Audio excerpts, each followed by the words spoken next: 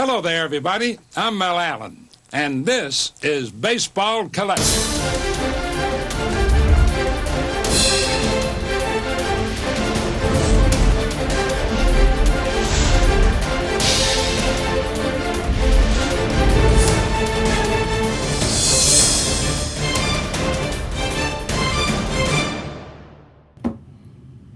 Yo and hello everybody, Mike here, Baseball Collector, and today I have another exciting episode of Hobby Heavyweights where I try to talk to people in different aspects of the hobby, maybe beyond what we normally think about. And today I have the distinct pleasure of talking to Gregg Forwork. And Gregg is a longtime photographer for Topps, and he makes all the pictures that we see on baseball cards and does that for Topps and has done it for a really long time. And some other things that he does for Topps that we're going to talk about. So, Gregg, welcome to my channel, man. Thanks for being here. Thanks, Mike. Thanks for having me. Yeah, you're welcome. So, why don't you kind of first by telling everybody what you do for Topps, how long you've been doing it, all that kind of good stuff. Well, Topps was a kind of a dream of mine when I was a kid, and I kind of like everybody, I collected trading cards at some point in my life, and I grew up in the 60s, and there were some great players with the Detroit Tigers. I grew up in Michigan. And, I was a big Al Kaline fan, and so I started collecting trading cards, and I'd go to the local grocery store and pick them up there. And then, one day when I got to be a little bit older, and I started thinking about what I wanted to be and what I thought I wanted to do, I thought photography and shooting sports would be an awesome thing to do. And so I started getting back into collecting a little bit, but I thought the photographs on the card would be a neat job to have. And so I called the Topps Trading Card Company, and a guy named Butch Jacobs picked up the phone. And Butch was very affable and very friendly, and he said, thanks for the call. Really appreciate it. I get this call, 7 times a month, and pretty much thanks, but no thanks. But he said, keep calling me, you never know. And so I did, and I just kept calling, and pretty soon he gave me an opportunity. He gave me a call on Friday night and said, can you be in Cincinnati tomorrow morning for a 1 o'clock start? And I quickly developed a cold and called my work that I was supposed to go to, and I ended up flying to Cincinnati, and I shot my first baseball card, and the rest is history. That was 1989. 1989. Awesome. That's a long time. You've been doing it for 30 years now. Yeah, 3 decades, yeah. Yeah. It's been pretty awesome. Great ride. That's pretty awesome. So how many games do you go to? I mean, how often do you shoot for Topps? Well, the business has changed dramatically, and for everyone, collectors and of course for photographers. Back in those days, we slowly grew into getting a regular schedule. So when you came on like myself, you just filled in here and there, and you got some opportunities. But after 2 or 3 years, I got a full schedule of baseball games, and Butch would actually let me choose my own schedule. So I'd work a circle trip out, and I'd say, okay, Butch, here's what I've come up with. I'm going to fly to Detroit, and I'm going to work 2 games in Detroit, a couple of day games. Then I'm going to slide over to Cleveland because they've got a day game, and it's a getaway day, so I'm going to get them. And then I'm going to hustle over to Chicago, and I'm going to pick up a couple of National League teams over at the Cubs, and I'm going to wrap it up either in Cincinnati or St. Louis or something like that, and then I'd fly home. And so I started doing things like that, and I had learned how to travel with a job that I had prior to the Topps company, and it taught me how to get hotels cheap and airfares cheap, and so my name, Forwork, got turned into free work at the Topps company because I would always come up with these elaborative ways to try and save money and get them to hire me, basically, is what I was doing. So anyway, that's the way the business was in those days. Things have changed dramatically. We were doing a full schedule of football, full schedule of baseball. I was traveling around the country shooting basketball for Topps, and even did a little bit of hockey for them. And slowly but surely, Topps has gotten out of the business of having their own staff of photographers. So in terms of staff photographers, I might be the only guy that's left that was there in '89. There's another guy named Tom DePace. He's a Southern Florida photographer, an excellent shooter. And in fact, I had dinner with him just last week, and he's just a tremendous guy and a tremendous photographer. He does like I do. He has several other clients in the sports world. But trading cards is where most of us cut our teeth, and it's kind of our big love. So do you, gosh darn it, I forgot the question. I'm glad I can edit this and make it sound more smooth. I need to be writing these down as I'm coming up with really good questions. So as it's evolved, did you used to go to spring training a lot? So I started going to spring training in 1990. Topps gave me the call and said, hey, we're going to have you go down there for about a week. And that turned into about 10 days. And then slowly but surely, I was doing an entire spring training. I'd be there for 46 days is my record for the most days in a row at spring training. I'd call it my prison term in paradise.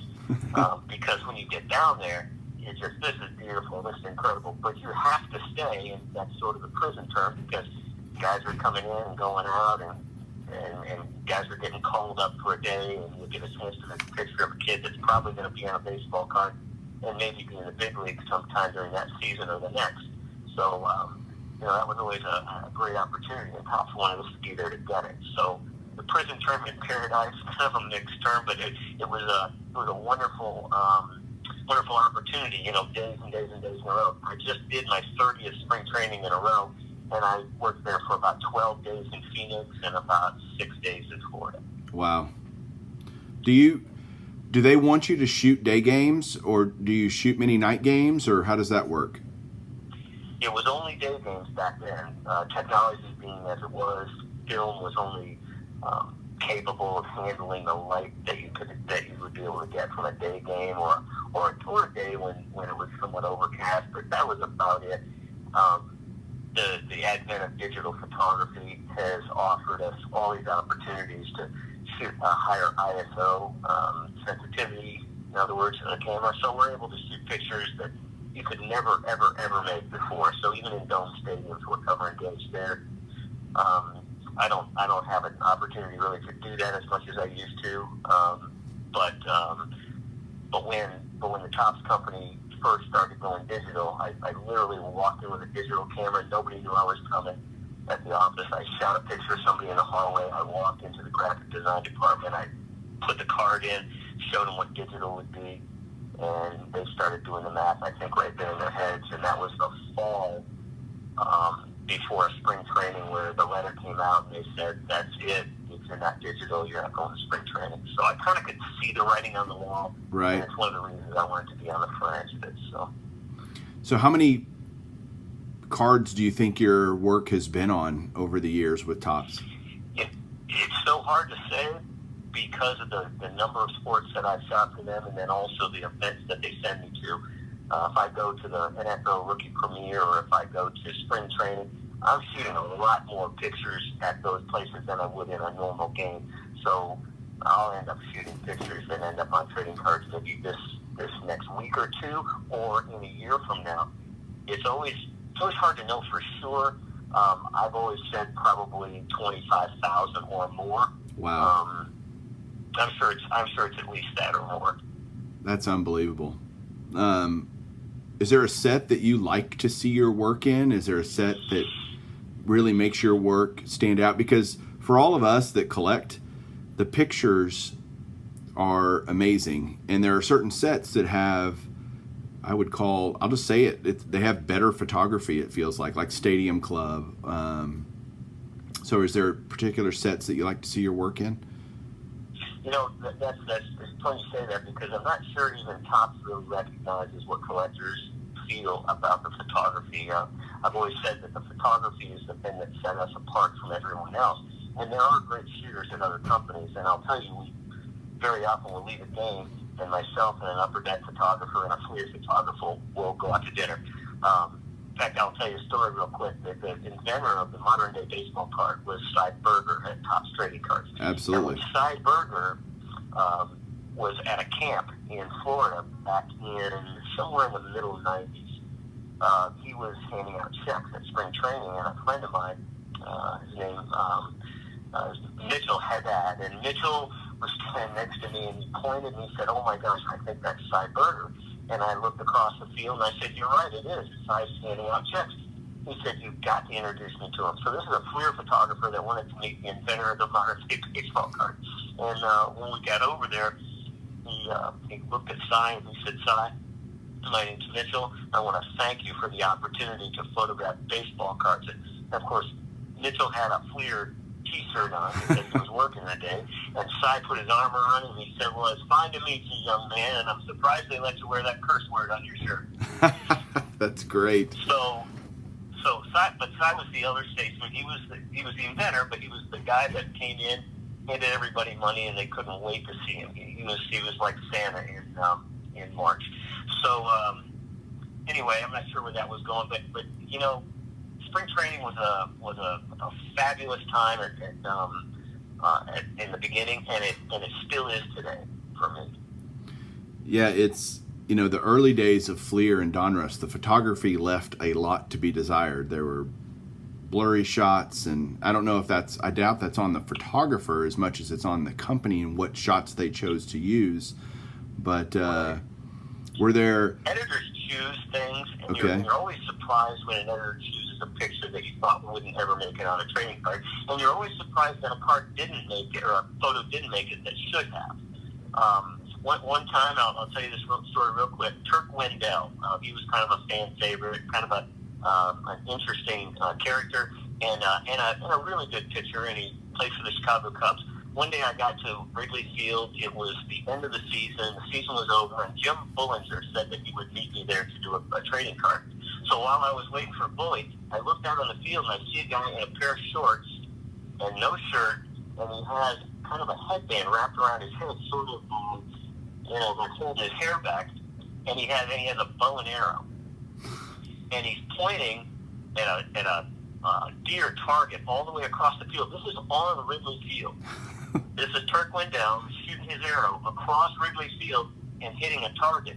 And so waiting for Bullinger, I thought, you know what, I'm going to go out there and talk to Turk. And Turk knew me from the minor leagues when he was in the Braves organization. So we talked for a couple of minutes, and I said, "Listen, Turk, I have an idea.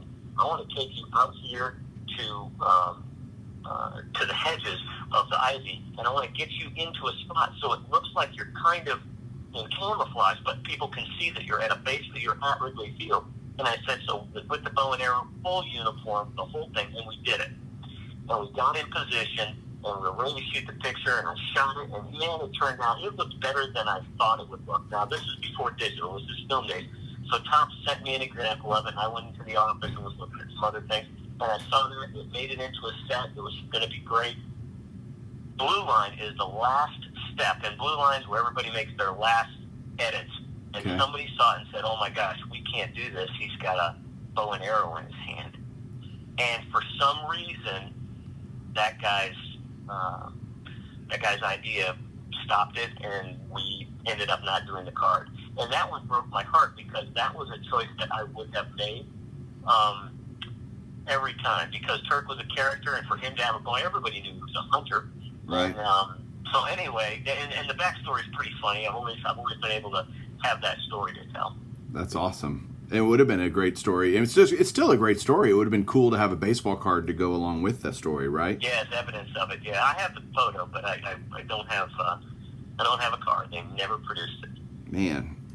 Well, tell me some stories that did make it onto a baseball card. Any things you can think of memorable shots or memorable moments that you've gotten players to participate in or witness? The Jim Bullinger shot was interesting. The way Jim's worked out is we wanted to go up onto an apartment building just outside Wrigley Field. So, you can get on those apartment rooftops, and you can't see over them as well as you used to because they have so much signage.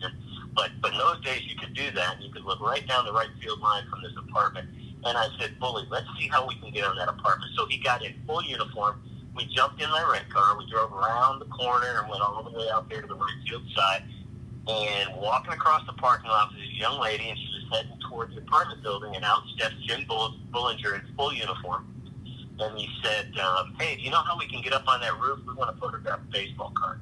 And she said, "Sure, I live here." And she walked us in, and we took a little staircase all the way to the roof. I got my lighting gear out. I set it all up. We shot a picture, and probably 3 months later or so, it ends up on a trading card. And I want to say it was about 7 or 8 years later, Jim Bullinger finally was able to track me down. He was out of baseball. He ended up jumping around to a few different teams, and he caught me out in Phoenix, and he said, "Hey, I got in trouble." And I said, "Uh-oh, what's up?" And he said, "I had an attorney call me about that trading card. He wanted to know how we got on that roof. He tried to sue the Cubs. He tried to go after me. And, of course, you know, we got permission from the person that lived in the apartment complex, and whatever, it's a baseball card. Right. The rest. So we ended up shooting a really, really cool baseball card. We have a pretty good story afterward, and you know, and so that's kind of how that always ends up going. You do the trading card. You just cross your fingers and hope you don't have to ask too much forgiveness. That's one of my favorite ones. The shot of Manny Ramirez is also a favorite of mine. When he was a rookie, I got a phone call to go to Burlington, North Carolina, and Manny was going to meet me in the middle of the afternoon before BP started. And so I came in with my Cleveland Indians jersey, and I put it on him, and he had this big sad look on his face, but he put it on anyway, and he put on the Cleveland Indians hat I had, and he tucked it in, and he kind of frowned a little bit. I asked him to smile, and he gave me a little, and I shot the picture, and I took it into the lab to have the film processed. And when I went to pick it up, they had destroyed the film. Somehow they'd ruined it. It was a new employee or something. So I called his agent, Manny's agent, and I said, "Listen, we've ruined the film. I need to shoot it over again." And he said, "Oh, thank goodness," because Manny thought he was going to be photographed in his youth services uniform from the team he played with in Brooklyn, and he would like that photo done over again. And I said, perfect. So they sent the jersey in, and if you look at the trading card, Manny's got a great big grin on his face. He looks like a little leaguer because he's got the youth services uniform, but it made it on a Topps card, and I was just thrilled to be able to do that. Manny actually sees me today, doesn't know my name, but puts his arm around me and always gives me a big hug, and we always have a nice little talk. So Nice.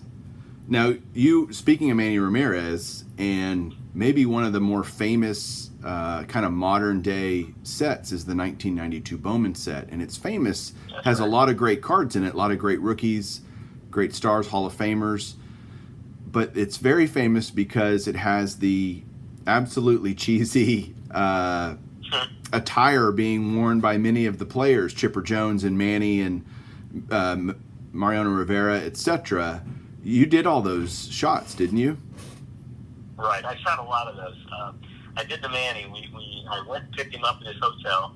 I picked up a guy named Alan Embry, a lefty for the Cleveland Indians. Yep. Ended up with the Atlanta Braves, and then also got a World Series ring with the Boston Red Sox. But Alan Embry ended up being a pretty good buddy at one point after that. And so what we did, we got in the rent car and we drove over to Duke University. Duke has a beautiful campus. When I saw this chapel, I said, you know what, we need to do a picture. We need to kind of incorporate that into this photograph. So I ended up doing pictures of both Alan and with Manny in front of Duke Chapel. And the Manny Ramirez card, I think Beckett called it one of the top 100 baseball cards of all time. And I'm not really sure exactly why. I know it wasn't because of what he was wearing. It could have been his hair. He had his hair done particularly nice, and he has a very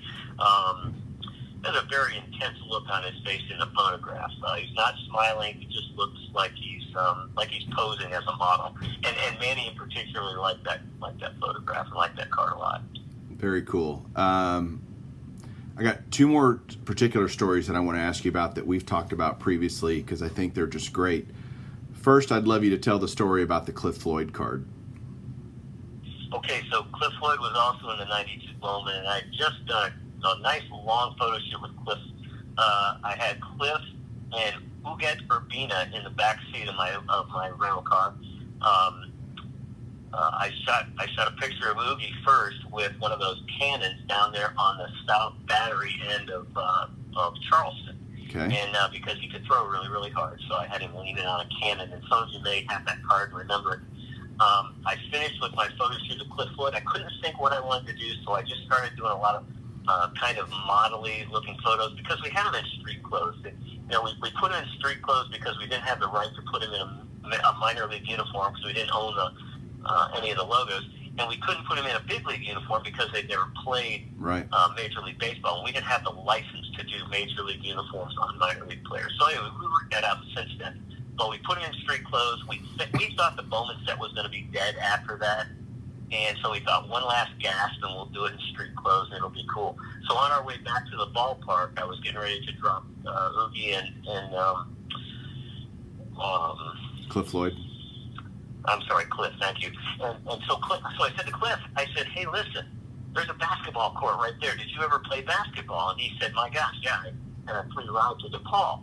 And so I said, well, listen, can you do that thing that's on the side of Nike tennis shoes? It looks like a human. And he's jumping. I think it's Michael Jordan. And this was right when they invented that. And he said, oh, gosh, yeah, it's jumping. I can do that.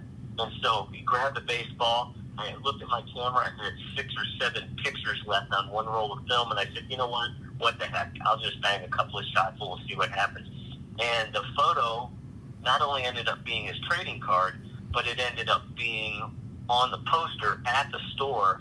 And I think the other player was Wade Boggs. Maybe some of you have heard of him. And probably another veteran I can't think of right now. But anyway, it ended up being on a poster in the store. And that's the first time I ever saw the photo because I was in there. You couldn't see it. You'd send it in. They processed it. Nobody ever told you what was going to happen. You just saw it on a card.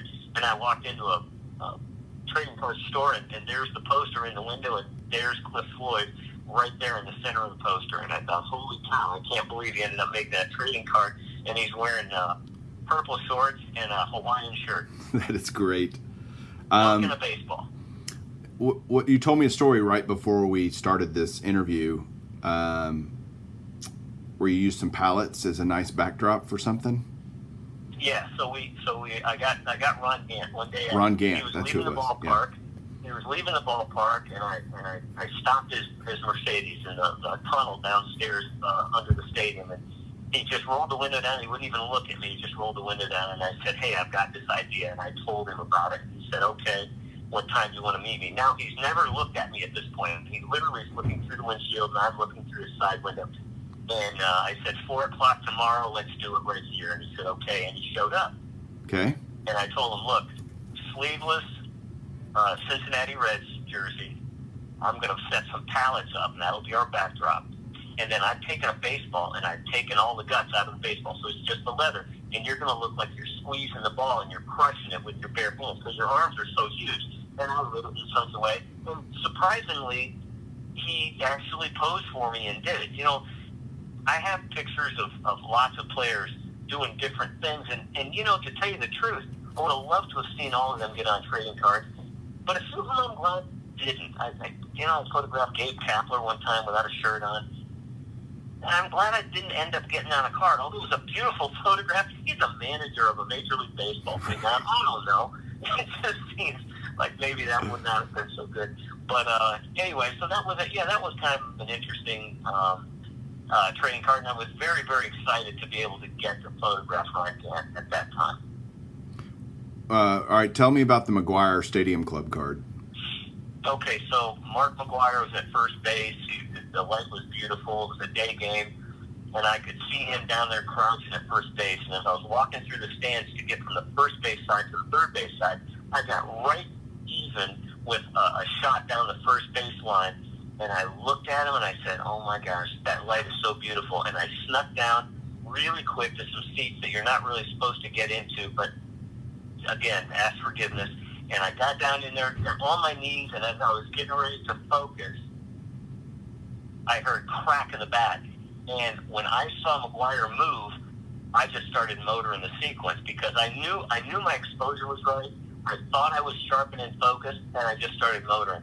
About a week or so later, Topps messaged me and said, hey, you got a picture of McGuire diving, and he's catching a ball, and we're going to use that on a card, and it was really exciting. So when I got to the Topps company a few months later, they had it printed, it's up on the wall, and I looked at it, and I said, wow, that's terrific, I'd love to get the card. And so we went and we found the card, somebody gave it to me, and I looked at it, and I said, the card looks different. And I looked at the card really close, and I said, hey, wait a second, the umpire's not in the card. The umpire's in the picture, calling it fair, but he's not in the card. What's going on? And I looked at it real close, and I said, well, we can't put the umpires in because they want to be paid, and we don't have a deal with the umpires union. And I said, okay, I get it. And then I looked even closer, and I said, hey, wait a second, you forgot to take the umpire's shadow out. So there's a shadow on the ground of that trading card. You can see it. If you know it's there, it's the Easter egg for me and the director of photography, Butch Jacobs. Both of us know that card to deal out of there, the shadow is still in place. That is fantastic. And as we're talking about all these cards, I'm putting pictures of them up so people can kind of see what we're talking about, which even adds more, I hope, to this interview and what we're talking about. Because again, you've done amazing work over the years, and it's just so cool to talk to you. Tell me about maybe some memorable games or events that you've been to that have just kind of stuck in your memory. Well, we the games are just they're just our job. We show up, we get there, we eat our media meal, we get out in the field, we kind of get ourselves prepared, and we kind of go through the routine. The thing that I've always really, really liked is having a guy on the field that is going to change everything that day in some way, simply because of the way he plays. So Deion Sanders was always that guy. You always had an opportunity to make a picture of him sliding into second base, trying to steal third. Griffey was the same way. There was just a buzz in the air, and you always wanted to be on the correct side of the plate to get a good, clean image of that beautiful swing. One of my favorite guys to photograph, and this was not even in the games themselves, but was Barry Bonds. And, Barry had a kind of a love-hate relationship with a lot of photographers. So did Griffey, actually. But the thing is, there was something about Barry that I liked, and I talked to him one time, and he started telling me how much he loved photography, and we ended up striking up a friendship around a photo shoot that we had to do. And I spent probably 2 hours with him doing different photos for a product that Topps was going to put out. I think I had 7 different sets. I say sets, photo sets with lighting and everything set up. And when he came out, he started picking on me a little bit because my gear wasn't as good as his. And I started picking on him because he didn't know anything about photography, and he thought he did.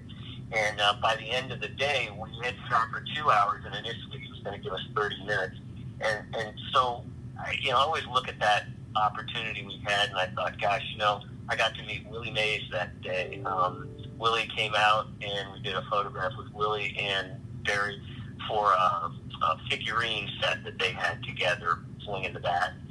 And it came in a kind of a little match set. So I did that for them just to kind of thank them for letting me do this. So I got to meet Willie Mays, and I got to spend some time with Barry Bonds. And so, the games are great, and I love shooting the games, but having these opportunities to literally spend time with the superstars of this sport, you can never ever do that. That doesn't happen. One of my favorite memories in baseball is the 2008 home run derby at Yankee Stadium for the All-Star game, and I know you were there. What do you remember about that night? Well, the only reason I was there was Josh Hamilton. Josh was a young kid from North Carolina. I met him after he signed his deal. I did a photo shoot with him for his rookie card. We ended up doing several photo shoots after that, and then we ended up doing several autograph sessions together where he'd sit and sign cards, and we just chat, and I kind of help him move along because cards, are kind of a cumbersome thing, so you kind of move them through and they sign and you chitty chat and everything. So at the home run derby, I knew that's what was where I was going to be. And I did everything I could to get to the place, and they gave me a credential to come in. That's usually kind of a different sort of event for licensees. They usually don't have licensees come in, but they let me shoot it because of my relationship with Josh. Josh hit 18 home runs in that first round, which still stands as a record, and it was an incredible moment. I got to spend some time with Reggie Jackson that night, who I met literally my first season in baseball in 91, and Oh gosh, no, gosh, that was '89. Jeez, I'm really. Yeah, I did. I met him. I met him right before I got married. So yeah, I met him in '89. But anyway, so I got to see Josh hit all those home runs, and I got to give his mom a hug on the way out of the ballpark. And what a spectacular night! They were chanting his name, Hamilton, and they were doing that in Yankee Stadium. Right. And, Yankee Stadium is not always the friendliest confines. If you're not wearing pinstripes. Right. I hate to be this guy, but I'm a big Hamilton guy, and Josh hit, I think, 28 home runs in the first round, actually. He hit that many? 28? Yeah, I think he did. Oh, what? Wow. I lost track. I know. The Cubs photographer came over to me, and his name is Steve Green. Steve Green's still the Cubs photographer. He's been for more than 3 decades, probably into 4 decades. And Steve went over to me, and this is while Josh is still raking. And Steve just walked over to me, and he said, "Hey, what we're seeing right here is never going to happen again. This is history in the making." And he said, "We're here to see it." And he said, "You should be loving this. This is incredible. I've never seen anything like it." So, and he covered many All-Star games, and we'll cover more for sure. That was awesome. You mentioned you helped do some signings for Topps with Josh. Do you do that often for Topps? And tell me what that experience is like. Yeah, I've been doing those for about 20, I want to say it's about 27, 28 years. We didn't do a lot of autographing early, but in 90, let's see, what was it? Would have been 91. We did an autograph session with a guy named Brian Taylor. Yep. He was a left-handed pitcher for the Yankees. Yep. And we went to his home. We took about, I want to say it was 12,000 trading cards. And we spent the week with him and watched him sign trading cards. That was the first signing that the Topps Trading Card Company ever did. We slowed down a little bit doing signings, couldn't really figure out how to make that happen. And then, of course, it is the thing that drives sets, and it's one of the things that we have come to be known for. We actually witness the signings. Other card companies do not do that. So I've done signings with hundreds and hundreds of Major League Baseball players and minor leaguers over the years. I just did one with manager Jack McKeon. He's 88 years old, I believe, lives up in Elon, North Carolina. I got to see his entire baseball collection, which is incredible. I just did an autograph session with Seth Beer. In fact, I may not have told you this one, but when I was sitting with Seth, he was telling me about how much he cared about Josh Hamilton and how he mimicked Josh's career and mimicked the way he stood at the plate and everything. And so I called Josh real quick, and I actually texted him, and so Josh called me real quick and talked to Seth, and kind of told him, "Hey, listen, be a great teammate, enjoy the game, don't let things get you down." And I think it was really a kind of a neat moment for a young guy who's probably going to have a pretty good career to have your hero contact like that. And that's what Josh is and was as a baseball player and as a man. He's just that guy. He's a constantly giving and serving individual, one of the finest people I ever met in baseball. That's so cool. I'm a big Hamilton fan myself, so that's good to hear. When you do these signings with players, what's typically their attitude towards it? I mean, I know it's probably a wide spectrum from grumpy to excited, but what's the typical reaction to players? Do they seem annoyed by it? Are they, just what's their attitude? Every baseball player has a different attitude about, just really about everything when it comes to the game, when it comes to doing these extra things around the game. And I will tell you, it's exactly like you said, it runs the gamut. Some guys are really, really grumpy about it. Most guys are not. It's basically like printing money. And, right. They love doing it because they like the game. And some guys tell me, "Hey, I think it's fun to sign autographs, like this and sign trading cards." I've really never had any terrible signings. I've had a couple of awkward ones with an NBA player that he was preoccupied by his cell phone and his 3 pagers that he had. This has been a while ago, as you can imagine. Nobody does pagers anymore. But so anyway, for the most part, the autograph signing process is pretty easy.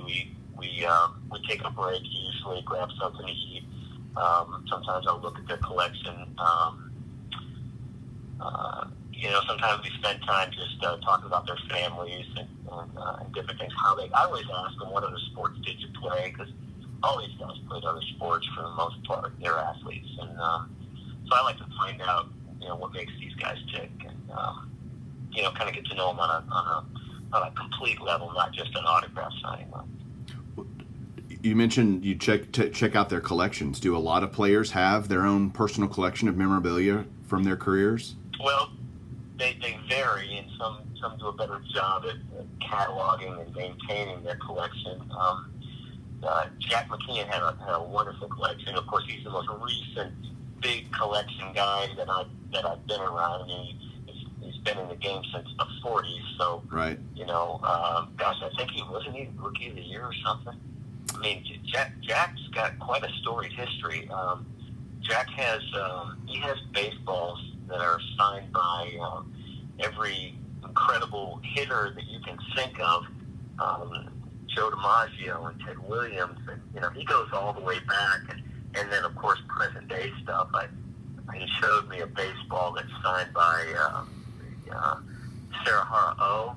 Yep. And Barry Bonds and Hank Aaron. Wow. So one baseball signed by three huge home run hitters it's unheard of. I doubt there's another baseball like it. So cool. so cool. Well, Gregg, man, I so appreciate the time. I appreciate the stories. I appreciate what you've done to help all of us collectors enjoy baseball cards even more over all these years. You're welcome. You're not retiring anytime soon, are you? Let me just tell you one last story, because this was my first time at Fenway. Yeah, tell me. And it was the Detroit Tigers, and it was a great moment. I was in the media room. I was pretty excited about being in Boston. I'd just gotten the opportunity to start traveling a lot for Topps, and I could hear a voice across the media room, and it was Ernie Harwell, the great voice of Ernie Harwell. I just couldn't believe he was in the same room as me, and so I walked over and I apologized for interrupting him eating his lunch, and he was very gracious and made the moment all about me, asked me who I was working for, started flattering me working for Topps and that sort of thing. But that was Ernie Harwell, and when I asked Ernie about his story that he wrote in the Sporting News, A Game for All America, he said, sure, I have copies of that. He said, if you'll send me a letter, this is way before email and things like that, and remind me, I will send you a copy of that. So about 2 weeks later, I got a phone call, and the call was from his secretary, and she said, is this Gregg Forward? And I said, yes. And she said, hold for Ernie Harwell, please. And Ernie picked up the phone, and he said, oh, Gregg, this is Ernie Harwell, and I have a question. Do you want a recorded version, or do you want the written version? And I said, oh my gosh, Ernie, a recorded version would be incredible. And he said, okay, will do. You'll check your mail. And so a week or so later, I got a set in the mail, and I put it in the player, and it came out, all right, testing, 4, 5, 6. Oh, this is for Gregg. This is special for Gregg on the Game for All America. And he read the entire thing verbatim, word for word, and he ended it with, well, that's for you, Gregg, special. God bless you. Ernie Harwell signing off. And I got to tell you, wow. As a kid, growing up as a Detroit Tiger fan, Ernie Harwell was he was the voice that I listened to, because this was before I could see too much on television. Where I lived, I was way up north, and so I listened to it on the radio. And having Ernie Harwell do something like that for me was pretty special. So on the last day of the old Tiger Stadium, I did everything I could possibly do to get to that game and get a credential to get inside. And when I got there, of course, I did not have a credential, but I knew if I could get a ticket or something, I could get in there. And I just happened to mention to the guy that normally gives me tickets, I said, hey, listen, gives me credentials. I said, listen, I'm looking for a ticket. I don't have a credential today. And he said, hold on just a second. And he walked around out of his office and came to an entrance right where I was standing. And that's where the vendors go in. And he turned to the guy holding that door there, and he said, hey, this guy's with me. And he walked me inside, and he said, have a good time. That's So awesome. I ended up inside Tiger Stadium, the last game ever at Tiger Stadium. I went around and shot lots of pictures throughout the ballpark, but then I set up for that last pitch, because that's what I wanted, the last pitch of the old place and the first pitch of the new place. So I got in position, and and I'm getting myself ready, and I thought, you know what, I'm going to go talk to a couple of ball players that I know that look like they're getting ready. So I saw Robert Fick, and Robert Fick was a catcher, and he played a little first base, and he was injured all year, but he said he hadn't played very much. So I saw Ficky, and he recognized me, came over and talked to me, and he said, hey, listen, I'd like to stay here and talk to you, but I got to go get ready to hit the last home run in Tiger Stadium history. And we laughed, and I said, well, it was great talking to you, Vicky, I'll talk to you later. And I went up, and I got in position, and the seventh inning rolled around, maybe it was the eighth inning, and they announced his name. Now hitting Robert Fick. And I looked out, and Gabe Kapler was at first base. That's Fick's best friend. And then I looked, and there's a guy at second and another guy at third base. And I started thinking, holy cow, wouldn't that be something? And with the swing of the bat, Robert Fick hits the last home run, the last base hit, the last grand slam in Tiger Stadium history with that one swing. And he predicted it before the game started. So I got to shoot a picture of that, and I was really just going to shoot the first pitch, or the last pitch. So when I shot that picture, I thought, holy cow, I've got an amazing photo right here. So I clicked, and I rolled the film through, because, of course, this was film, and it was a panoramic camera, so it was a huge roll of film. And then I had to get ready, because you have to shoot every single pitch Right. of that last inning, hoping that it doesn't, go into the bottom of that inning, and you're on a film. So Todd Jones got up on the hill, and he threw that last pitch, and it crossed the plate, and I was able to make the picture. And Beltran was at the plate. He's the one that struck out. And the Tigers win the game, and I'm able, at spring training, to give Robert Fick a photograph of him hitting that home run, running the bases, a nice big panoramic. And I was able to give Ernie Harwell, the only thing I could ever possibly give him, a photograph of Tiger Stadium, the last pitch, and I had it signed by Todd Jones, who actually threw that last pitch. And I gave that to Ernie, and I thanked him for, just always kind of remembering me and treating me so nicely. So it was literally the only thing I could do for him, because, my goodness, the things that he did for people was just, and what he did for me, just, it's just incredible. That's awesome. That's so cool. Man, this has been a treat, and I don't say that word very often, but man, it has. I love hearing all the stories. Gregg, thank you so much. You're welcome. You're welcome. It's really been a pleasure talking to you guys. I always think about this career path, and I think, wow, I'm pinching myself, man. I've been doing this for 3 decades. I've taken my kids to spring training. I've raised my family, and I've been a part of this family of baseball people. And I got to tell you, it's just been a dream come true. It absolutely has. So awesome. Well, that does it for this episode of Hobby Heavyweights, everybody. Man, great stuff. Leave some comments below. Let me know what you think about this conversation with Gregg. And Gregg, thanks so much. Don't retire anytime soon. Keep shooting those great baseball card shots, okay? Oh, you're welcome. You're welcome. Thanks for inviting me. I appreciate that. All right. You guys take care and keep collecting.